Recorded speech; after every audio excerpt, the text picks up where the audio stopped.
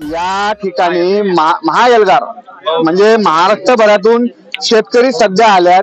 रात्र झाली आहे, रात्रीचा टाइम झाला असून अजूनही हे सर्व शेतकरी या ठिकाणी जे बैठक चालू आहे बच्चू भाऊची तिकडे त्याची वाट पाहतात. पण तत्पूर्वी काही लोक या ठिकाणी तुम्ही जर पाहत झाले सारे जण थांबल्यात. कारण जेवण झाले, आपली चटणी भाकर तिकडे जेवण ठेवलाय आणि ते जेवण करून या ठिकाणी प्रत्येक जण थांबलाय. आता आपण त्याच्या प्रतिक्रिया घेऊ. एक बंधू आहेत, बच्चू भाऊचं आंदोलन चालू आहे. काय अपेक्षा आहेत तुम्हाला बच्चू भाऊच्या आंदोलनातून?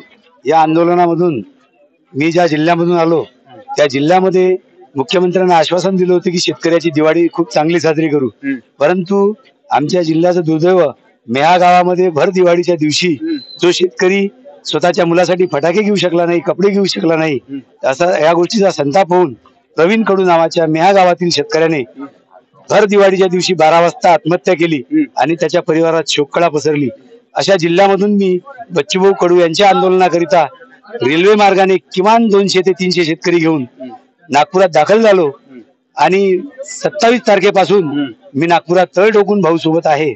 आणि माझ्या वाशिम जिल्ह्यातून जवळपास 2 ते 3 हजार शेतकरी या आंदोलनाकरिता आले. जर निर्णय आमच्या बाजूने आला तर स्वागत आहे, मात्र निर्णय जर आमच्या विरोधात गेला तर नेपाळ झाल्याशिवाय आम्ही थांबणार नाही. नेपाळ झाल्याशिवाय आम्ही थांबणार नाही. आणखीन एक झाडीपट्टी भागातून येणारे एक बच्चू भाऊचे समर्थक आहेत. तोच प्रश्न, बच्चू भाऊचं जे आंदोलन होत आहे काय अपेक्षा आहे? बच्चू भाऊच्या आंदोलनासाठी आणि बच्चू भाऊ सोबत आम्ही 2008 पासून जुळलेला आहे. मी कार्यकर्ता अतिशय कमी वयात. बच्चू भाऊचं जे काही आंदोलन होतात ना, ते तुमच्या अमरावतीचे जे रवी राणा नवनीत राणा दाम्पत्य म्हणते की नौटंकी बाज आहे. माझं असं म्हणणं आहे की बच्चू भाऊनी आतापर्यंत महाराष्ट्रात आंदोलनातून न्याय मिळवून दिलेला आहे आणि हे महाराष्ट्राच्या देशाचा इतिहास आहे की आंदोलनातून न्यायच मिळालेला आहे आणि दिव्यांग मंत्रालय आंदोलनातून मिळालेलं आहे. अनेक गोष्टी आहेत. आता भारतीय जनता पार्टीचा विषय असेल, काँग्रेस पक्षाचा विषय असेल, पण आत्ताच्या आत्ता आज आमच्या जिल्ह्यामध्ये एका तरुण पोरांनी आसगाव गावामध्ये पवनी तालुक्यात आत्महत्या केली कर्जाबाई. त्या गावामध्ये भारतीय जनता पार्टी आणि काँग्रेस दोनच पक्ष आहेत आणि डिवायडेड वोट आहेत दोनच पक्षाले. म्हणजे मग गेल्या 75 वर्षापासून देशाला स्वातंत्र्य मिळालं तेव्हापासून माझं असं म्हणणं आहे की लोकांनी आता पक्षाची गुलामगिरी करणं बंद करून टाकावं आणि बच्चूभाऊ सारखा एका शेतकऱ्यासाठी लढणारा, दिव्यांगासाठी लढणारा, मच्छीमारासाठी, कष्टकऱ्यासाठी, कामगारासाठी अशा माणसाच्या शेतकरी म्हणून सहभागी व्हावं. शेतकरी म्हणून सहभागी व्हावं. कारण ज्या पद्धतीनं आंदोलन तुम्ही पाहिलं, तीव्रता राजे बाबा अरे भयानकच ना. नागपुरातले लोक या आणि त्या रस्त्याने आम्हाला त्या दिवशी कमीत कमी 20 किलोमीटर फिरून यावं लागलं. आणखीन एक भाऊ आहेत. भाऊ, थोडक्यात सांगा की काय अपेक्षा आहे बच्चू भाऊच्या आंदोलनातून? पहिलं तर मी तुमच्या चॅनलच्या वतीनं खूप खूप आभार व्यक्त करतो की तुम्ही इथपर्यंत पोहोचले. गावरान 90 एक फेमस चॅनल आहे. मी एकच नमूद करतो की 2 दिवस किंवा एका दिवसाच्या या आंदोलनानं हे शहरवासी पॅनिक झाले. मी सर्व प्रहारचे कार्यकर्ते, शेतकरी, शेतमजूर सर्वांना आवाहन करतो की तुम्ही तरी पॅनिक होऊ नका. विषय फक्त 2 दिवसाची अडवणूक झाली तर या लोकांना हे दिसायला लागलं की त्रास व्हायला लागला. माझा शेतकरी, शेतमजूर रोज 15 लोक मरताय. महाराष्ट्राच्या काणीकोपऱ्यातून हे सर्व लोक प्रत्येक तालुक्यात 14 तालुक्यातून पूर्ण जिल्ह्यातून 250 जिल्ह्यातून आलेले आहे. त्यांचं प्रत्येकाचं दुखणं हेच आहे. हे 2 मिनिटाच्या किंवा 2 दिवसाच्या यानं पॅनिक दुखी झाले की हे काय झालं, आम्हाला त्रास होत आहे. माझा शेतकरी मरतो तेव्हा यांना त्रास का नाही? शेतकरी मरतो म्हणून त्रास का नाही होत असं आहे. बंटी दादा आपण पाहिलं की बच्चू भाऊले तडकाफडकी सभेले बोलावलं. चर्चा सध्या चालू आहे, त्याची मीटिंग चालू आहे. मीटिंगले बोलावलं. काय अपेक्षा आहे त्या सर्व लोकांच्या? तुमच्या काय अपेक्षा आहेत? विषय असा आहे की सतत 8 महिन्यापासून सन्माननीय बच्चू भाऊ आमरण उपोषणापासून 8 दिवस उपाशी राहिले. 150 किलोमीटरचा प्रवास त्यांनी पैदल केला शेतकरी जागृत करासाठी. त्यानंतर पूर्ण महाराष्ट्रात त्यांनी जाऊन ठिकठिकाणी सभा घेतल्या आणि शेतकऱ्यांना जागृत केलं. आणि आज हे 4 दिवसापासून जे नागपूर शहरात जे आंदोलन चालू आहे, नागपूर शहर जे जाम झालं शेतकऱ्यामुळं, त्या मुख्यमंत्रीची नाक जे आहे, या मुख्यमंत्री जिल्ह्याचा आहे, त्या शहराचा आहे, त्या मुख्यमंत्र्याचं बच्चू भाऊनी नाक दाबलं, शेतकऱ्यांनी नाक दाबलं. हे इथं जाम करणं म्हणजे आज त्याला अद्दल घडली, तारीखच सांगत नव्हते. 7-12 कोरा करतो इलेक्शनच्या पहिले तुम्हीच म्हणणारे होय, कोरा करतो निवडणूक वर्षात आला.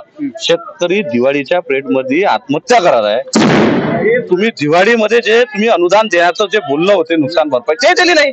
अतिवृष्टीमुळे पूर्ण महाराष्ट्रातल्या शेतकऱ्यांची दिवाळी झाली नाही. तुम्ही एक जर तुमचा जो वादा आहे 7-12 कोरा करायचा तो तुम्ही करा. आज बच्चूभाऊनं तुमचं नाक दाबलं, उद्या तुमचा बच्चूभाऊ शेतकरी घेऊन गळा सुद्धा दाबन आणि कर्जमाफी घेऊनच दाखवल. कर्जमाफी घेऊनच दाखवील. आणखीन एक बेलोरा गावचे सन्माननीय उपसरपंच अतुल दादा, सांगा काहीतरी. ज्या पद्धतीनं शेतकऱ्यांच्यासाठी बच्चूभाऊना तितंबा लावला, तितंबाने एक चळवळ लावली, एक मोर्चा लावला, काय नेमकं तुम्हाला काय भावना आहे? तुम्ही स्वतः शेतकरीच आहे. आम्ही 27 तारखेपासून घरून निघालेलो. आवाजही गेला. 27 तारखेपासून निघाल्याच्या नंतर पाण्यानं ओलं झालं, वेगळं झालं. काय म्हणतात त्याच्यानंतर पाण्यानं ओलं होऊन सर्दी झाली, गळा बसला, बोंबलून ह्या सरकारने जाग येऊन राहिली नाही. तर याची जाग यासाठी आता याच्या घरापर्यंत जावं लागत. भाऊ म्हणते का रेल्वे स्टेशन बंद करू, आम्ही म्हणतो विमान बंद करू. भाऊच्या म्हणण्यानं आम्ही थांबू नाही. आता आम्ही याच्या घरापर्यंत पोहोचू, प्रत्येक मंत्र्याच्या घरापाशी पोहोचून त्याचं आम्हाला काय करायचं ते करून दाखवू. जर शेतकऱ्याची कर्जमाफी झाली नाही, जर अजूनही येणं उडवाउडवीचे उत्तर जर का दिले तर आम्ही त्याच्या घरापर्यंत पोहोचू. आता त्याच्या घरापर्यंत जाऊन त्याचं काय करायचं ते करू, एवढं सांगतो तुम्हाला. म्हणजे या पद्धतीनं हे आहेत. आणखीन आमचे जयदादा बेलखेडे आहेत. जयदादा या जराशे या बाजूला, तुम्ही लय मागं राहिले. काही कार्यकर्ते सध्या फटाके फोडणारे, कोणत्या प्रकारचा काही निर्णय झालाय काय? अजून कुठल्या पद्धतीची माहिती नाहीये. येत्या जसं बॉर्डरवर सैनिक उभे राहते तसे हे शेतकरी पूर्ण सैनिक म्हणून पूर्ण उभे आहे. येत्या काळात यदि हे सरकारने आमची कर्जमाफी केली तर शेतकऱ्यांची दिवाळी चांगली होईल. अजून दिवाळी झालेली नाही आहे आणि हे पूर्ण सरकार झोपलेली आहे. या सरकारचा मध्ये बसलेले जे लोक आहे, आमदार म्हणून, कोणी मंत्री म्हणून, आणि इव्हन देवेंद्र फडणवीस झाले, एकनाथ शिंदे झाले व अजित पवार, हे फक्त झोपा काढत आहे. यांना 21 लाखाची गादीवर झोपायची सवय पडलेली आहे. पण आमचं कर्जमाफी केलं तर आम्ही 42 लाखाच्या गादीवर यांना मस्त झोपू शेतकरी. कारण सांगतो का, ज्या गादीवर झोपणारा कापूस बी शेतकऱ्याचा आहे. पण या देवेंद्र फडणवीस 21 लाखाच्या गादीवर जो मजा घेऊन राहिला ना, ते मजा त्याला आता आली नसेल तर आम्ही सांगतो 42 लाखाची घेऊ. पण येत्या शेतकऱ्यांचं कर्जमाफी नाही केलं तर मी तुम्हाला एवढंच सांगतो, हे आंदोलन जसं भाऊनी म्हटलं, बच्चूभाऊनी, एवढं तीव्र होणार आहे का विचार केला नाही. एवढं बेकार होणार आहे, एवढं बेकार हे होणार आहे. आणखीन एक उत्कृष्ट वक्ते असणारे आमचे घनश्यामभाऊ पेट्यात. घनश्यामभाऊ, ज्या पद्धतीनं आपण पाहून साऱ्या प्रक्रिया घेऊन आलो आणि तुम्ही स्वतः या ठिकाणी जातीनं हजर आहे, काय अपेक्षा आहेत आणि काय सोल्युशन अपेक्षित आहे? दिवाळीच्या दिवशी सरकारनं आमच्या घरातले दिवे विझवून स्वतःच्या घरात रोषणाई केली आणि आमचं ताट आणि आमच्या ताटातला घास पळवला आणि ज्या पांढऱ्या सोन्याला झळाळी यायला पाहिजे होती ते सुद्धा गड्ड्यात घालण्याचा प्रयत्न सुरू आहे. सोयाबीन ने लूट लिया हमें, कपास में भी कहाँ है दम, जहाँ आगे और डुबेंगी चने की कश्ती क्योंकि वहां भी दाम रहेंगे कम, अशी परिस्थिती आहे.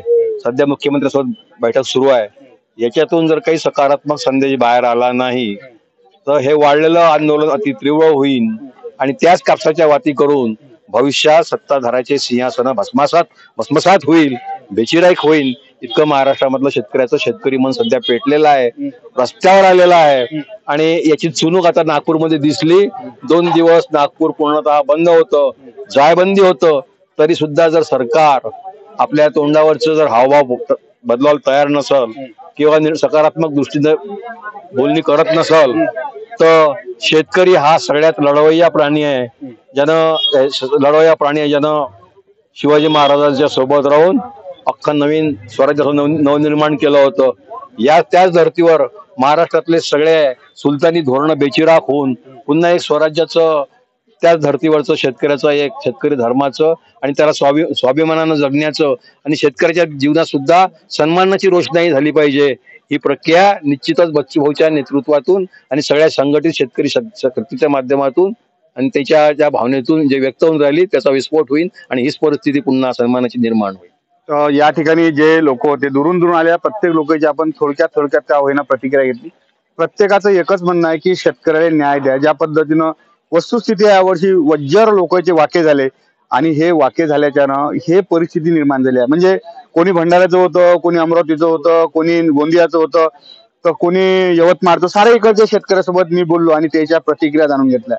हे शेतकऱ्याचे हाल आणि या टाइमला इतका टाइम होऊ नये या ठिकाणी अजूनही लोक बच्चू भाऊच्या इकडून कोणता निर्णय ते कोणता आदेश येते याची या ठिकाणी वाट पाहून राहिले म्हटलं.